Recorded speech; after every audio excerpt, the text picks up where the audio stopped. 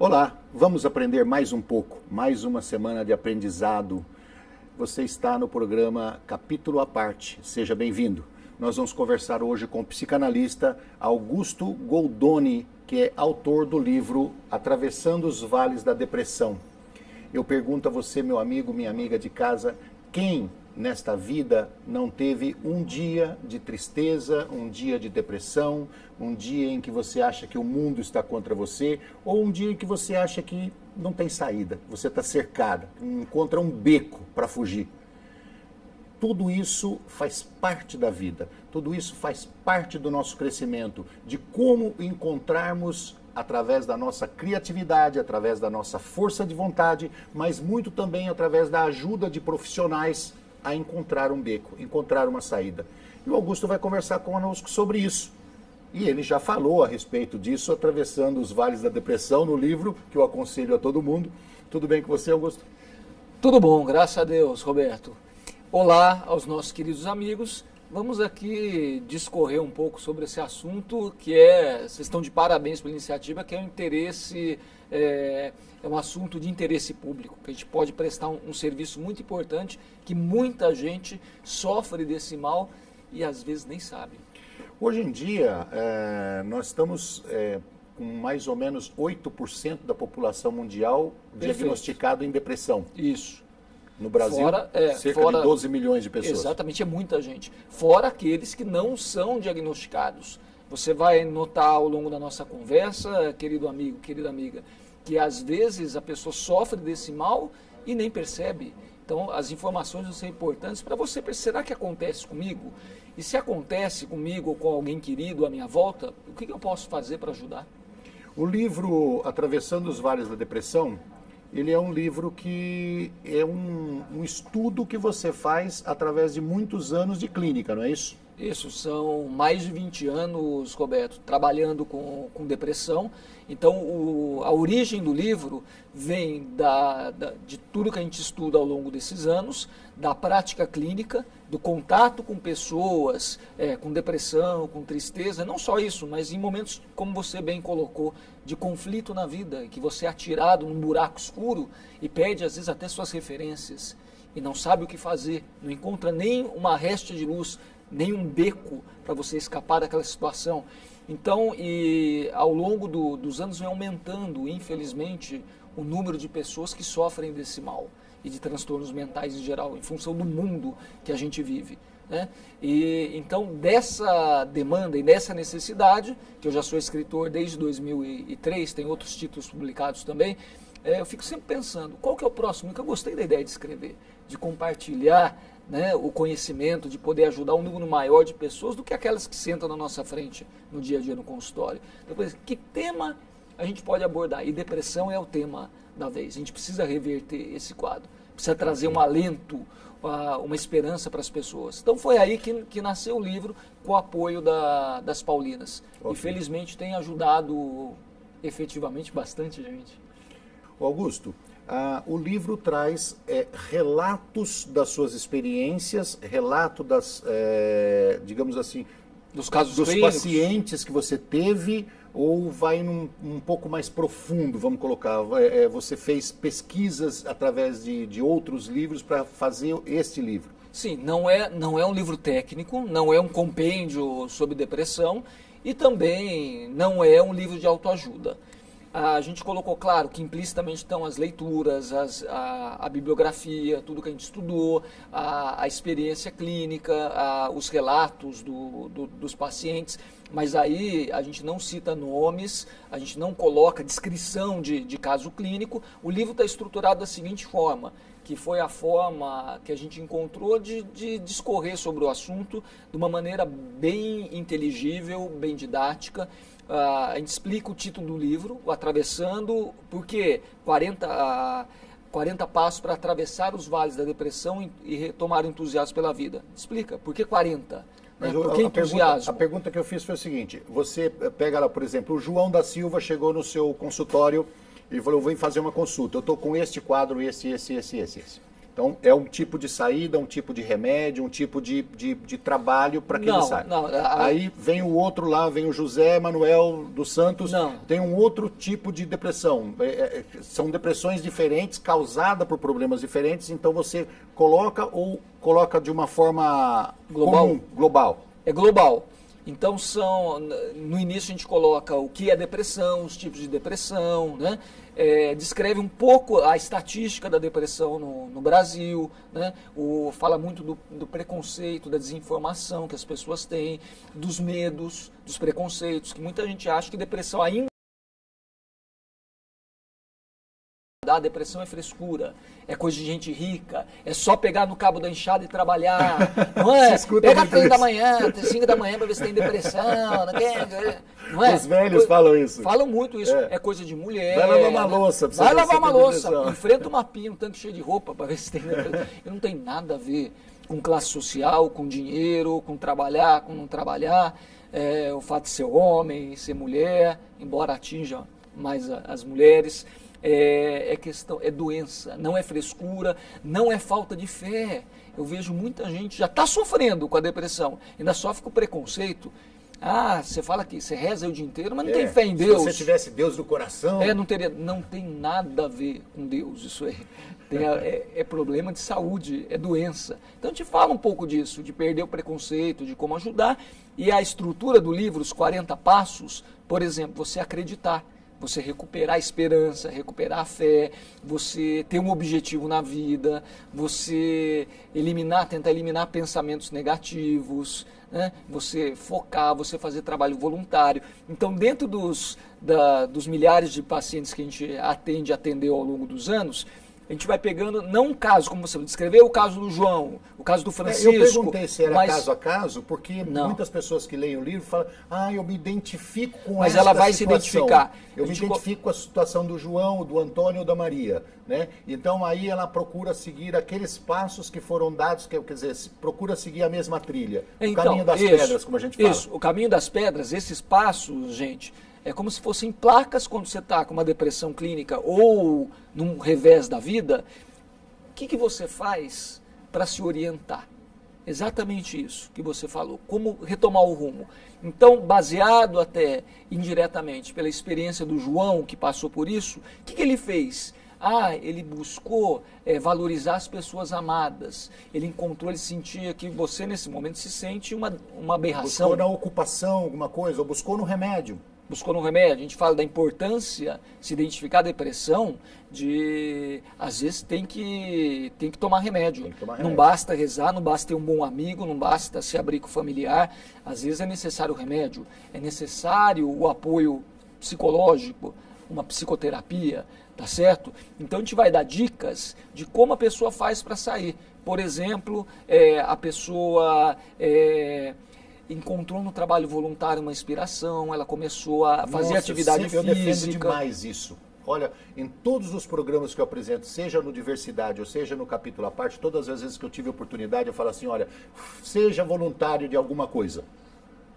Eu acho importantíssimo isso. E eu vou além. Um dos fatores que mais gera transtorno mental hoje em dia são fatores ligados ao trabalho, que a gente chama de estresse ocupacional ou burnout, quando a pessoa adoece.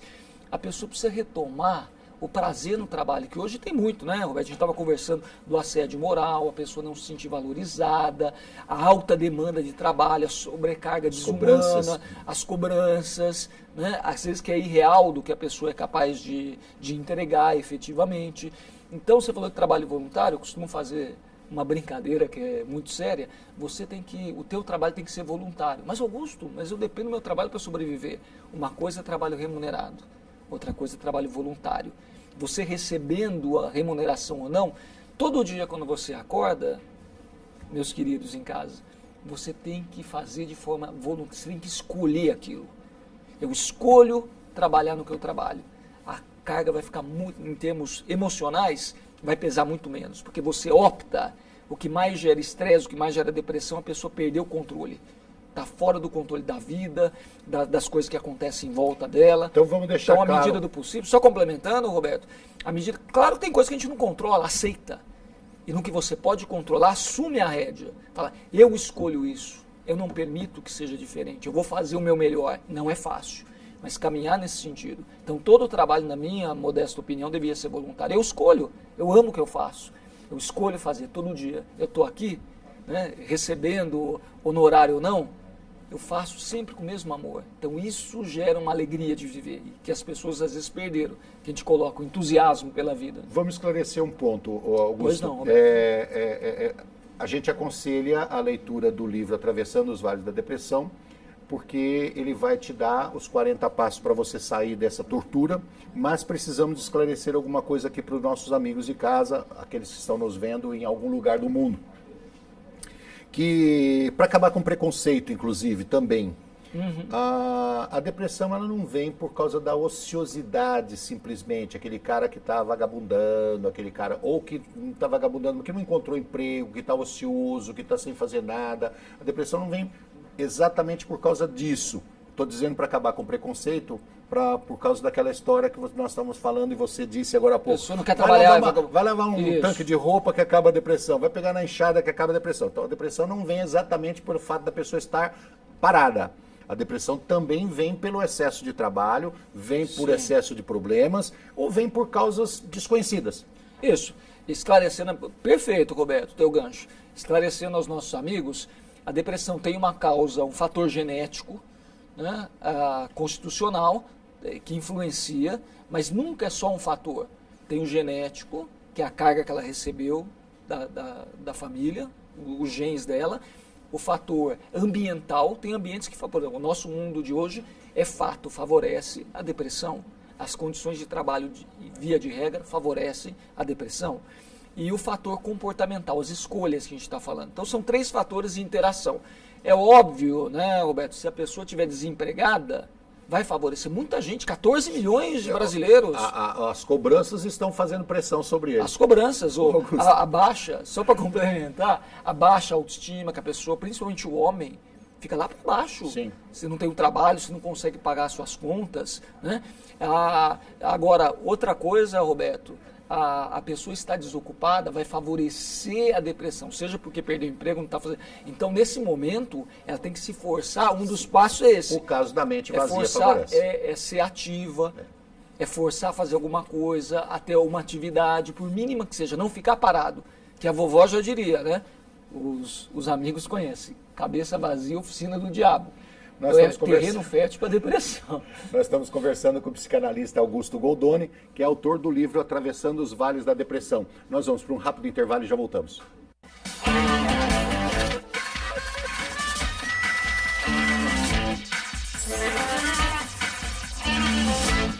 Estamos de volta com o programa Capítulo à Parte. Hoje conversando com o psicanalista Augusto Goldoni, que é autor do livro Atravessando os Vales da Depressão. O Augusto tem outros livros, mas a gente está dando ênfase a esse caso aqui. Nós vamos falar sobre esse livro, que considero da maior importância, porque 8% da população mundial tem algum tipo de depressão. Nós estamos falando no primeiro bloco a respeito da questão da discriminação e do preconceito. Então, para os familiares, para aqueles que estão próximo de pessoas depressivas, de pessoas que estão sofrendo algum tipo de enclausuramento, vamos colocar assim, interno, que estão emparedados pela sua situação, não venha com chacotas, não venha com... Pega um tanque de roupa, pega uma enxada e vai, se você trabalhar, se você... Não, às vezes a pessoa está precisando de ajuda. E como o Augusto tinha conversado com a gente um pouquinho antes do programa, a ajuda não vem só de remédios, às vezes a ajuda não vem só do médico, a ajuda vem dos familiares, da religião, da sociedade em que ele vive, certo? Isso, o apoio da estrutura social, que é muito importante, que a gente é, por definição, um ser social. Então a gente precisa... mostrar para aquela pessoa que a gente acredita nela. Isso, que está do lado dela. Por mais que ela às vezes não perceba, que ela não admita que está doente, realmente não adianta você falar, é frescura, ou eu já passei por isso, não é tão grave assim. De escutar o sofrimento dela, que é muito individual, muito subjetivo. Mesmo que a pessoa tenha passado por depressão, é muito subjetivo. Então, estar do lado já basta. Estar do lado... Aqui... Tentando ajudar, buscando informação. Você conta que algumas digamos assim, motivos, não é motivos, as formas da depressão se manifestar é através da baixa autoestima, falta de motivação, pessimismo, ansiedade, humor depressivo, tristeza profunda, cansaço extremo, mal-estar físico. E eu perguntaria para você, de tudo isso, o que é humor depressivo?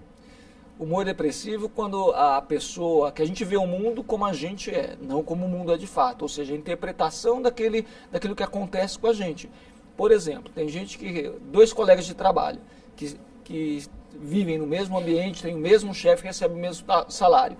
Um vai receber o olerite, vai agradecer, obrigado porque eu tenho emprego nessa crise, abençoar, né? Louvar, e o outro vai sentar, vai chorar, ai, não dá para nada esse salário, ai, essa empresa está faturando muito e a gente mesmo o patrão não recebe, tá ficando rico, o patrão fica rico e reclama, e amaldiçoa e deseja mal, ou seja, ele foca a coisa negativa. E com tudo, não é só com um fator ou outro, você pode ter tua opinião, senso crítico, até muito útil. Tudo a pessoa vê sob esse prisma negativo, esse prisma pessimista. É uma pessoa depressiva. Ela pode não estar no auge da depressão, mas ela é depressiva. É, isso porque é humor depressivo, tudo é para baixo, tudo é sem cor, tudo é ruim, tudo é pesado, é cinza, é escuro. Então isso que a gente chama de humor depressivo. E o que acontece? Então eu acho que vai mais de 8%, porque é coisa mais natural. Vai. Nas empresas, nas indústrias, o que se vê desse tipo de humor depressivo é enorme. É enorme. E na sociedade em geral, né? O colega trabalha errado, o chefe é ruim, ele pressiona muito, ele é incompetente, ele não tem a mesma capacidade que eu e fica me cobrando, os donos estão nadando no dinheiro e eu estou pobre. Os comentários dentro de indústria, de empresa, é natural isso aí, né? Parece que é uma regra. Como a gente estava falando, né, Roberto? É normal sofrer. Tem momentos na vida que a vida, contingência, acontece com todo mundo, é difícil. Às vezes você está meio pessimista. Essa característica do pessimismo, negativismo, às vezes até característica de personalidade, tá certo? Agora, não é necessariamente depressão, mas se a pessoa o tempo inteiro fica pessimista, vê só as coisas ruins, o que vai acontecer? Ela está caminhando para. Está caminhando para. Ela pode desenvolver um quadro de depressão. Agora, pode, por exemplo, no seu caso, como psicanalista, lá no seu consultório, você pode dar uma frase de contrária a ele, falar assim, escuta, se você falar mal da empresa o tempo todo, essa empresa, todos os funcionários falando mal dela, ela tem tendência a falir. Ela falindo, vocês vão perder o emprego, vai ficar melhor para você? A gente vai contra-argumentar, mostrar o que ela está fazendo, que impacto tem no ambiente, que impacto tem sobre a emoção dela. Por exemplo, outra coisa, a gente acaba sem perceber acumulando muita coisa negativa. Uma das dicas é essa, corta, alimenta pensamento positivo, seja grato, perdoe, não acumule mágoa, porque tudo isso faz com que o teu pensamento tem uma tendência a ler os fatos que vão acontecendo só daquele jeito. A mente vai ficando poluída. Então, tipos de programas que vão na contramão do que a gente está fazendo hoje, que só mostram violência, colocam as pessoas em pânico.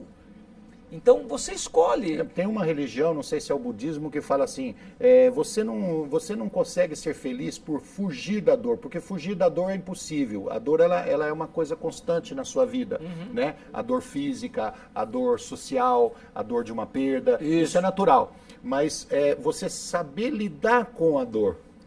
Perfeito. Você saber entender a dor, compreender e aceitar a dor e levar para um campo positivista, né, de que essa dor vai passar, ou eu compreendo ela. Enfrentar essa dor. Exatamente. Não fugir.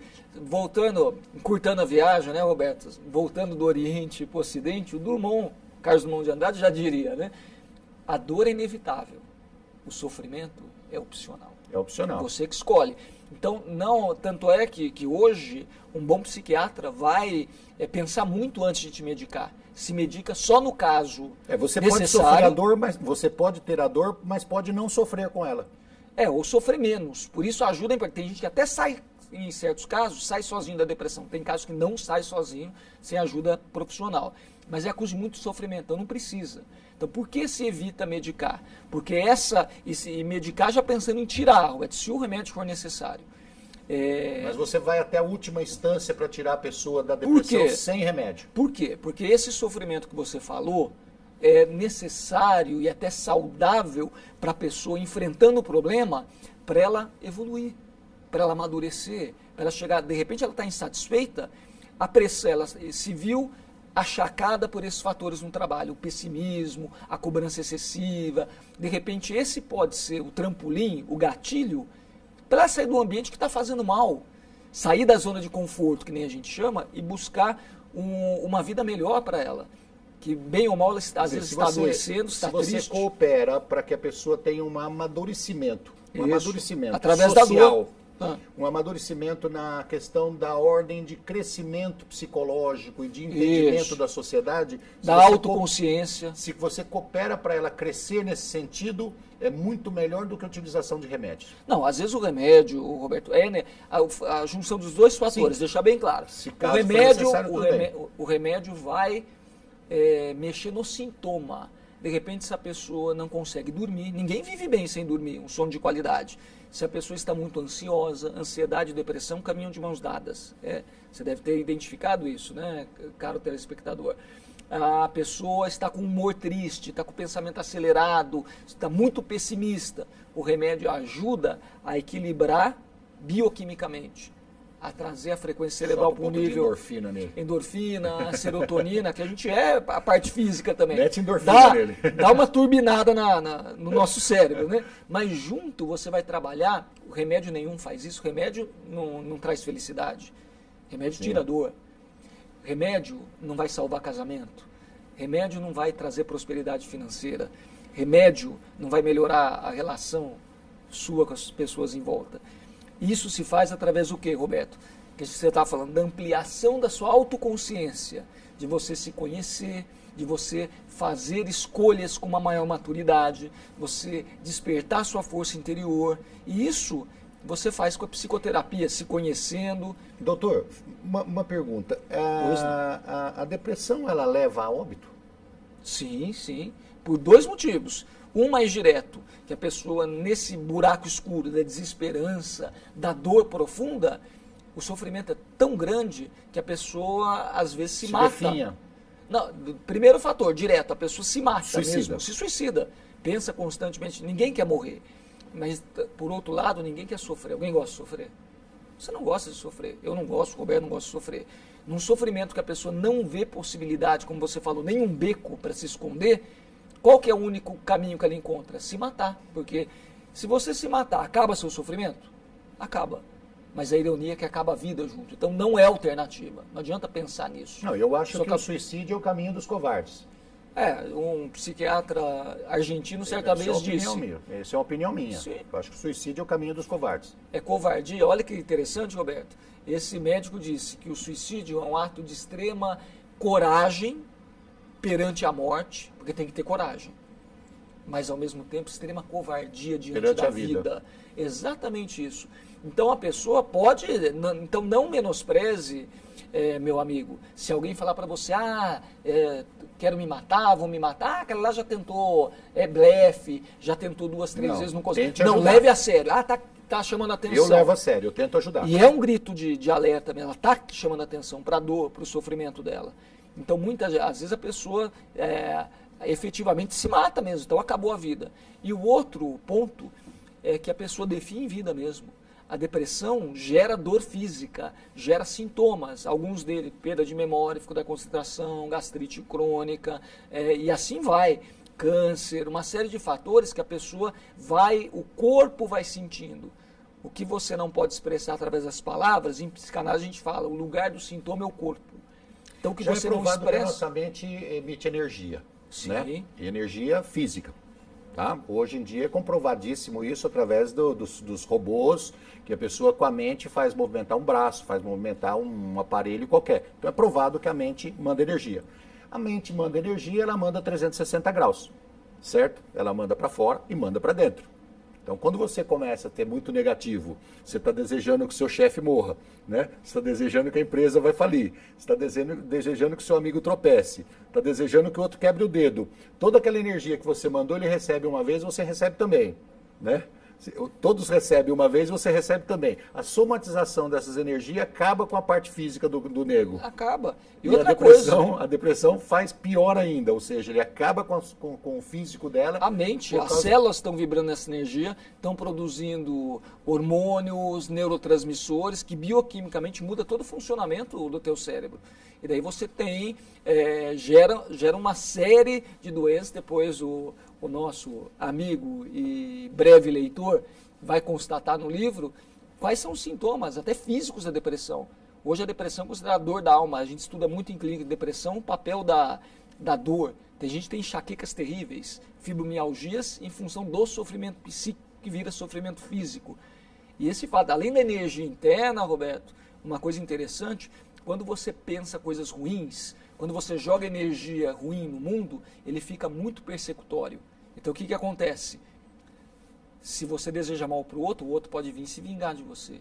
E você vive num verdadeiro terror. Doutor Augusto, nós indicamos esse livro então não só para as pessoas que têm depressão ou que têm quadro depressivo, mas também para os seus familiares, para a sociedade em geral, para saber lidar e aprender e ajudar as pessoas que estão com quadro depressivo. Nós conversamos com Augusto Goldoni, que é psicanalista e autor do livro Atravessando os Vales da Depressão, o qual eu agradeço bastante a sua vinda aqui e agradeço também o livro, que você ajudará milhares de pessoas com ele.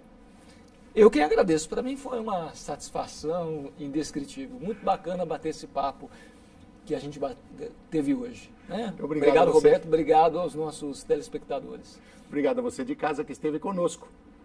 Até a semana que vem, no próximo capítulo à parte. Um abraço, até lá.